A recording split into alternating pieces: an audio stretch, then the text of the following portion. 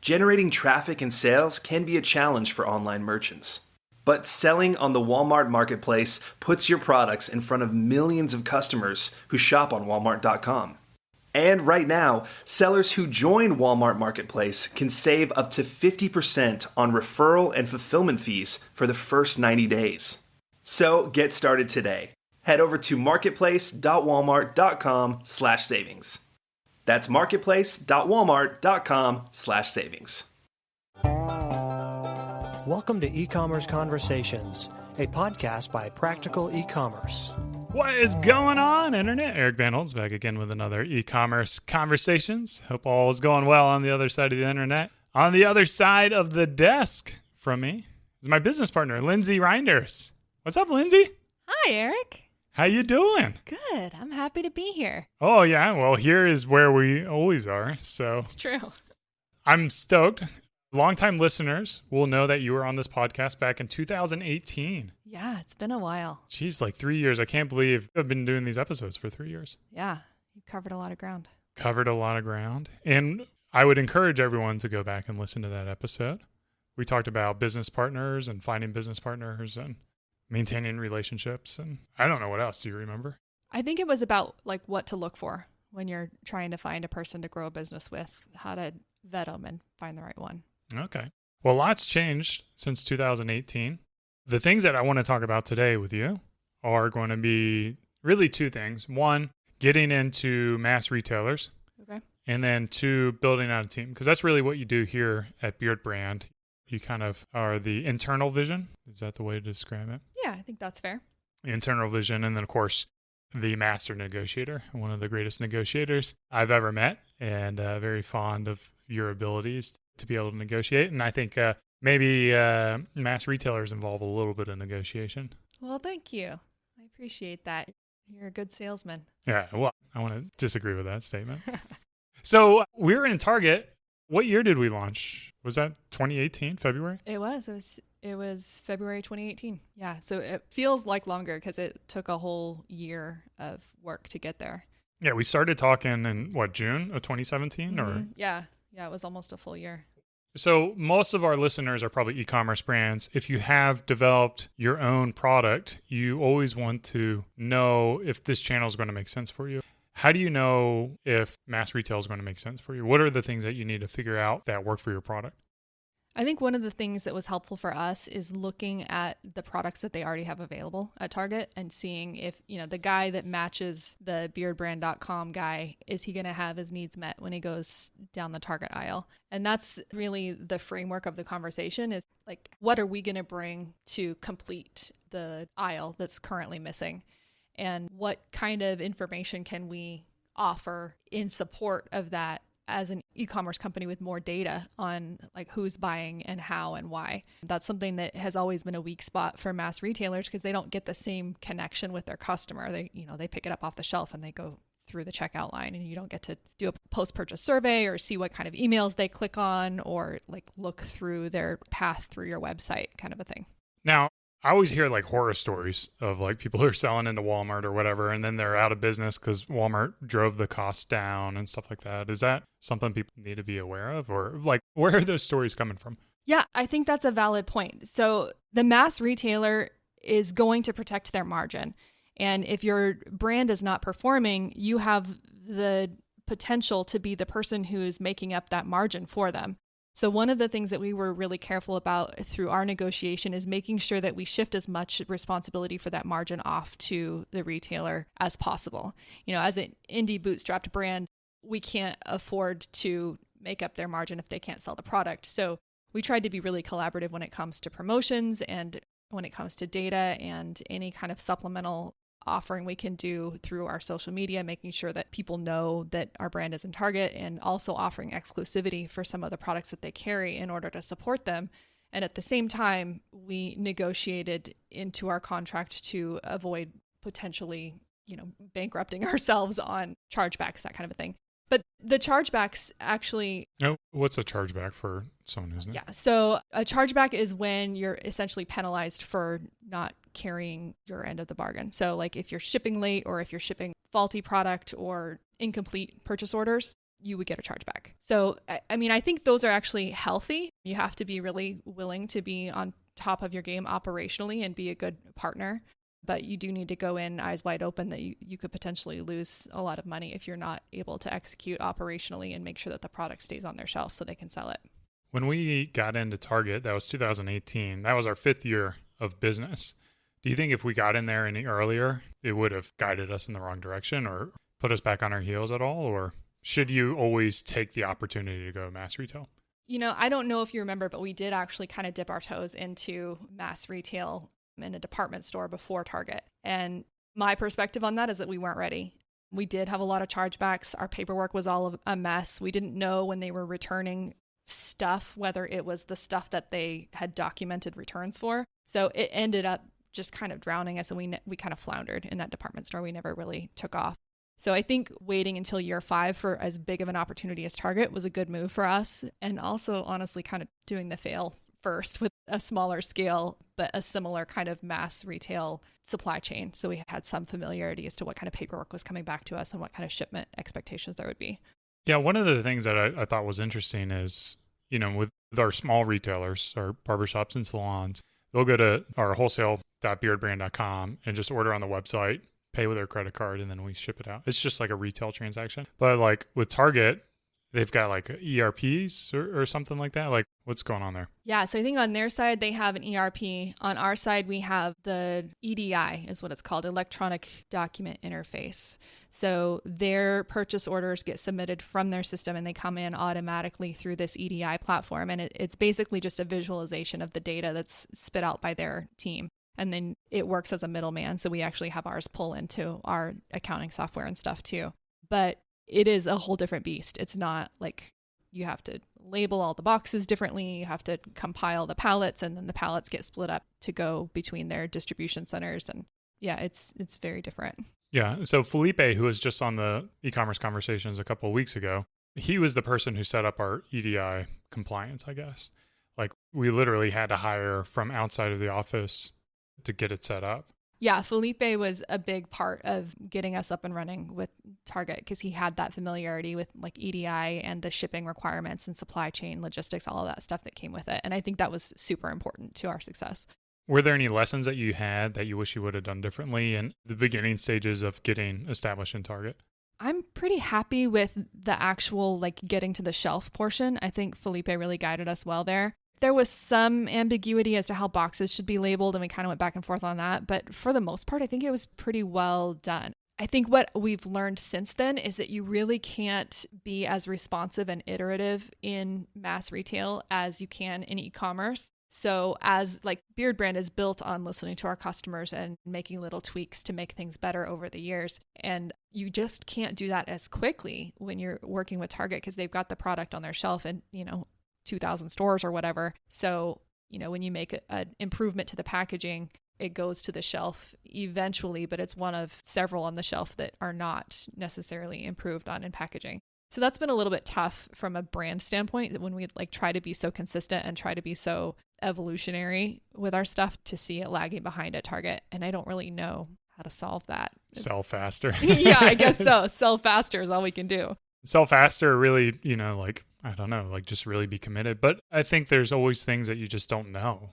Like you think you know everything and then, we got to do this a little bit different. I went to Target last night to buy my wife some clarifying shampoo. It was really for Eleanor. She hasn't been washing her hair. Really good. Eleanor's my daughter. And I noticed there's a lot of things out of stock at Target, like all across the board. I don't really know where I'm going with the question for this, but I'll tell you from a consumer perspective, I was like, I kind of want to buy this stuff that's out of stock. Yeah. Because I'm like, this must be the good stuff that people come in and get, but I can't buy it because it's out of stock.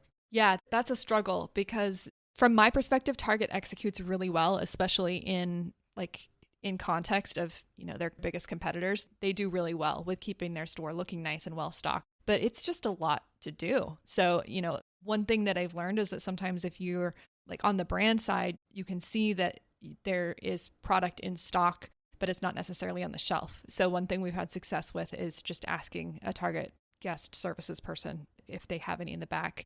And oftentimes they do. It's just, so much traffic coming through there between when they open in the morning and when they close at night, stuff sells out.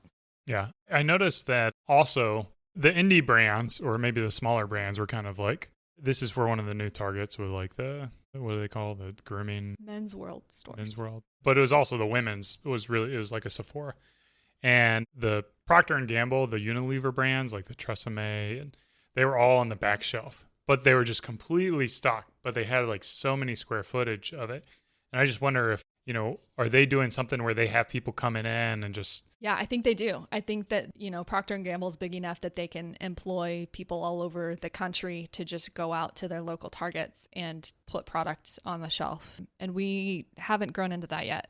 We still rely on data to see that they have the product in stock and then rely on their team members to make sure it's on the shelf. Yeah, is that something that like a brand should consider, is just the operational cost of maintaining a successful, really presence? And it's like almost like from an e-commerce perspective, it's like making sure your website looks good. It's easy to navigate and everything's in stock. You have to do the same thing on Target shelves. Yeah, and I think that's probably something that I know now that I didn't realize then, is you don't just get the power of Target and everything's okay. Like, you do have to take a responsibility for facilitating that sale, because you're obviously not the only product on their shelf, and you have a responsibility to the partnership to make sure that they have everything they need to keep it moving. And to your customers, like the people who are looking for it at Target deserve a good experience.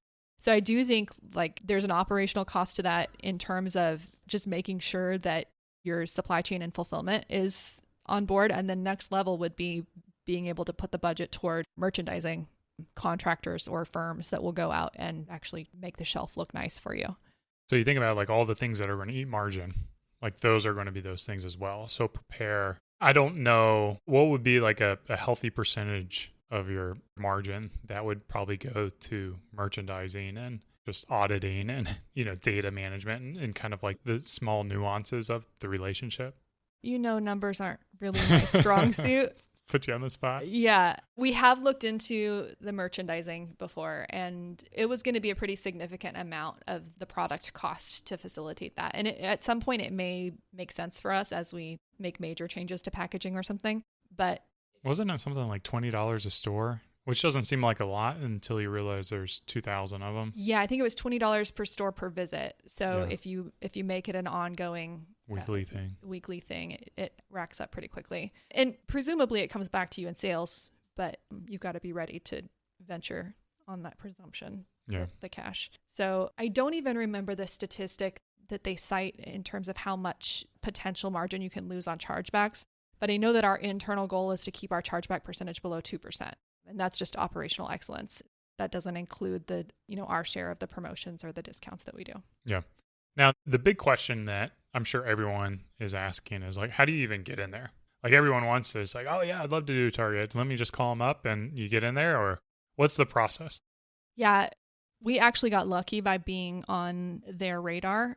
But I would say that like when it comes to actually facilitating the conversation for us, I've been really happy with our marketing broker person. So essentially, I think of Target as this big whale, and there are entire companies that make their living off of being a barnacle on the whale. So you can hire a broker or marketing agency, depending on how they describe themselves, that will actually bring their experience with Target. Ours happens to be staffed with mostly ex-Target employees.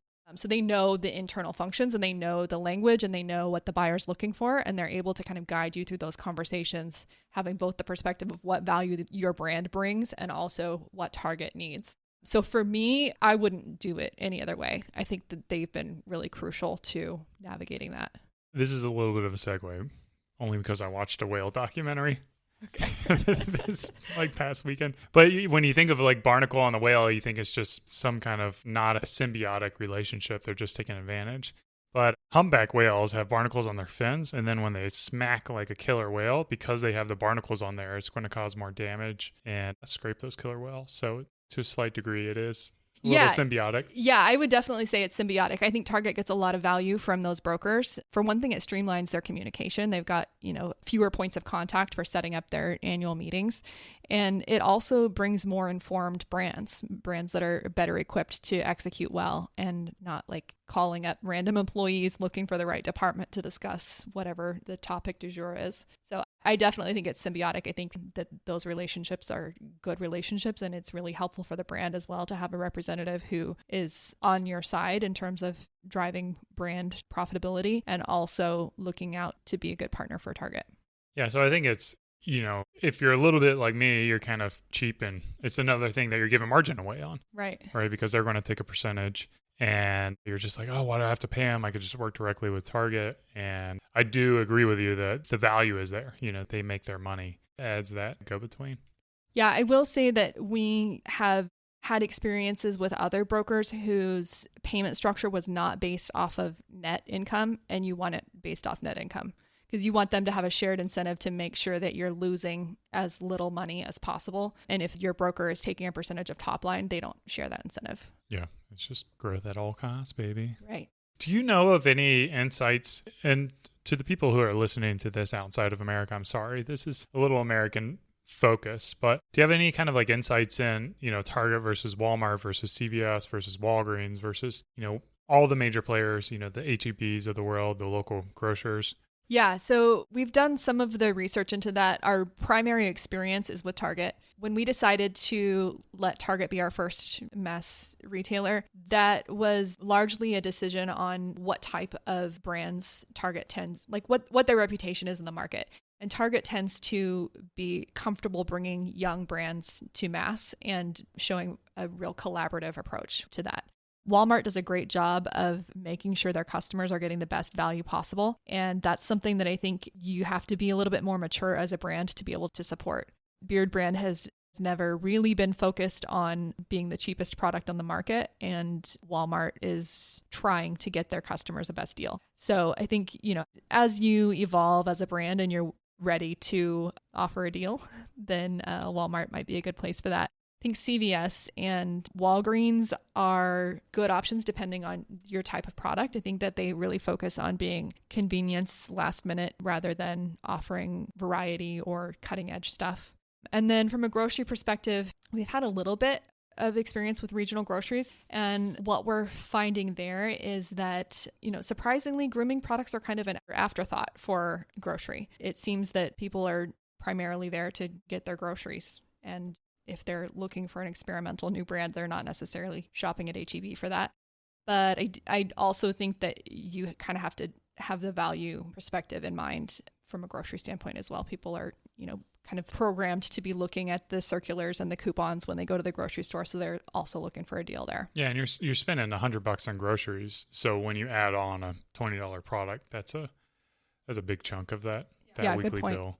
I have a friend who used to work at Juul, the tobacco vaping company, and their big market was like gas stations and convenience stores. And then it was just an obscene amount of locations, like 50,000 locations or something like that. It's just crazy. And just kind of like, retail is still alive. I think as e-commerce brands, you kind of get like this egotistical, like we're going to take down, the traditional way, but there's something nice about just going out and grabbing something, having it available.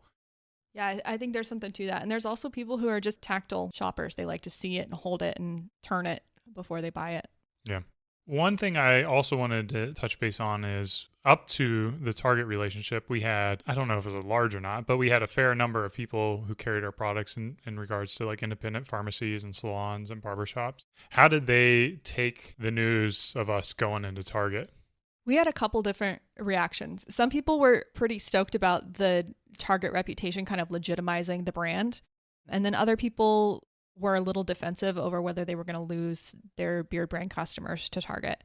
So, I think there were a few people who felt like we were kind of becoming too mainstream through Target. And I think, for us, it just came down to our mission to reach as many men as possible. And we did our best to protect those independent retailers by, offering an exclusive product to Target that wouldn't directly compete with what their customers were already buying. And also just remind them that a rising tide lifts all boats. Did you see a lot of those retailers decide to leave, or did they stay on board? Or no, most of them stayed on board. I don't know that we lost any, actually. I think most of them stayed on board and have been happy.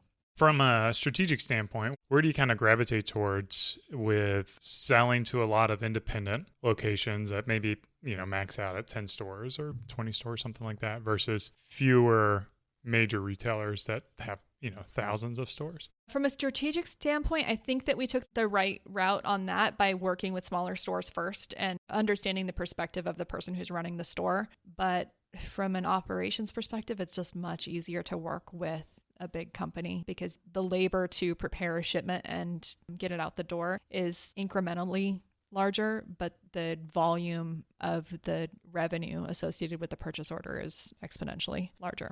I would almost challenge that to a certain degree, where if you're strategic about it from the beginning with who you're bringing on from a wholesale relationship, you would just say it's all self-fulfilled, right? It's all from wholesale at Beard Brand. We don't cater towards any kind of custom order. So if you want to get it, you can only get it. And then I would imagine logistically, it's just like the approval process. Yeah, that's true. And I think that we could have done better with that from the beginning. I do think that there's a level of complexity just in terms of SKUs because, we sell wholesale in case packs and cartons, which is an extra step in the packing process. And then we also have things like testers and back bar for salons and stuff, which is just, it kind of inflates your SKU count and it's a little bit more complicated on the fulfillment side, even when they're placing their own orders.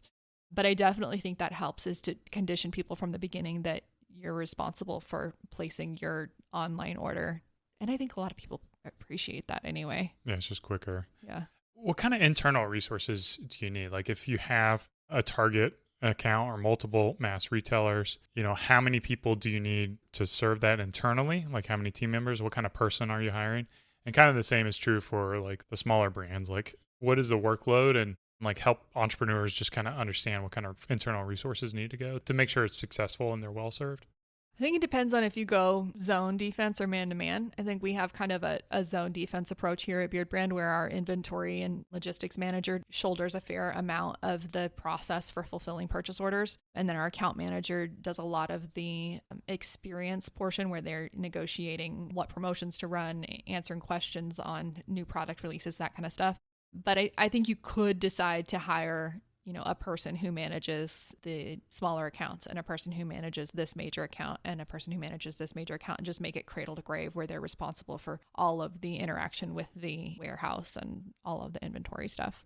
And so you're looking at like essentially a full-time person, whether that's broken up between 5 people or 3 people or whatever, or one person. And then one person, how many accounts would they be able to serve from a smaller business?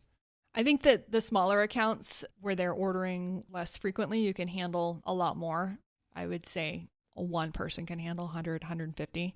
For the major ones, you're going to run into a little bit more of an issue just because there's so much involved in the ongoing maintenance. So I would say one person could probably handle 2, 3 major accounts. And I don't know, we haven't scaled yet. So I just am looking at the capacity of our current team. And I think if we focused our current account manager on major accounts, she could probably handle a few more. What do you think would be the way to scale? The way to scale? Yeah. How would you do it? Like what's, give me a magic wand and unlimited resources. This is the way I would do it. I think if I had a magic wand and unlimited resources, I would hire a merchandising team to go into the store and improve sales so you get more distribution. And then also... So you would hire someone to go into Target? To go into Target, okay. Yes. And also to craft the experience for other major retailers as part of the negotiation and bringing them on board. So that's like how your products are displayed and... Right. Yeah. So when you get Beard Brand, not only are you bringing this digital presence and the knowledge of our customer base and the message behind the brand, not just another faceless Procter & Gamble, but, a brand that has some substance. But you also get the more traditional mode of success in like a merchandising team that knows what's going to work well in your stores and will put the energy into making sure that that's the case. And then I also think that brokers are really helpful for that. So finding a broker who has relationships with some of those other major retailers and enabling them to help you get in the room. Speaking of brokers, we haven't gone to brokers or distributors for the small accounts. What is the reason behind that? That's right. So we have steered clear of distributors in general because we wanted to have a direct relationship with the people who are selling the product. So that gives us the ability to make sure that they're educated well on the brand and the products, and it gives us the ability to communicate directly with them on timelines for new product launches, that kind of stuff. which I think if you go through a distributor, it gets a little diluted. But a distributor has a lot of value from my perspective when you're going international and you don't have as much knowledge of the laws and the supply chain in those new territories. Yeah, a lot of times a distributor will get your product approved with the regulatory bodies. Yeah. They'll even like set the prices and market it too, right? I mean, like depending on how hands-off you want to be. Yeah. I also think that if we did add major grocery to our strategy, a distributor is the way to go for that because they consolidate everything onto one truck. So, the Albertsons can order all of their squash and potatoes and their Beard brand product and have it delivered by the same team. Yeah. What do you think is next on the horizon for retail? Like from an e-commerce perspective, I think we're pretty in tune on what's going to happen. Do you think there's going to be any kind of, COVID really shook everything up with how retail's looking, what's it called? Delivery services? Yeah. So I think that's a big piece of the evolution is the hybrid approach of you can get it today and you just drive yourself to the store to get it rather than ordering it online and have a truck deliver it a few days later. Yeah. Do you think like the retail storefronts are going to fundamentally shift? Do you think that that's going to open up essentially like warehouses where they're more efficient of their spaces because they don't have to deal with, like fancy tiles and lighting and all that stuff, and they can just prepare orders at drive-ins? I could be wrong, but it looks to me like they're leaning in the opposite direction where they're trying to make their stores more experiential and more beautiful and more of like a destination or showroom type versus a warehouse. I know Costco has its own thing and it does it well, but from looking at the way the Target remodel stores are coming out, it looks like they're focused on lighting and experience and beauty and giving people a place to be out of the house and a more involved shopping experience versus clicking and scrolling. Yeah, I just think of like, imagine a retail store that you go to that you never have to go into. And then like that experience is actually just like the parking lot. You get like a really cool parking lot or like a Sonic drive-in or something where, I don't know, maybe it's entertaining. I don't know. It'll be interesting to see how bricks and mortar retail evolves and shifts over the coming years. It will be. It's already been interesting to see how much more streamlined their curbside stuff has gotten over the course of just a few years. Yeah. I had the brilliant idea in the Target meeting before they launched the curbside thing. And I remember saying like, what you guys should really do is just, let a mom text you from her car and bring the order out. And the buyer gave me this really weird look. And I was like, oh man, I must have overstepped. It's not my place to tell them how to evolve. And then I realized the next year when they rolled it out that's why I got a weird look because they were already on it. Oh, funny. Yeah, you're a soothsayer. Yeah. Seeing the future. Yeah. Where can people reach out to you, contact you? Wholesale@beardbrand.com Okay. is my wholesale email address, but my just regular email address is lindsay@beardbrand.com. Yeah. And are you on Twitter? Yeah, I'm on Twitter. There you go. That's even better. Linze. Lindsay, yeah. Yeah. And unlike a previous beard brander who was on the show, hopefully you cannot poach her away. Yeah. She is my business partner, and I think we're going to ride this to the end. Yeah, all the way into the ground. Well, hopefully, or into the clouds. This has been another e-commerce conversations. Hopefully you guys learned a thing or two, got a couple nuggets to take home with you, if it's even only about barnacles on whales. Thanks for listening. Cheers, and keep on growing.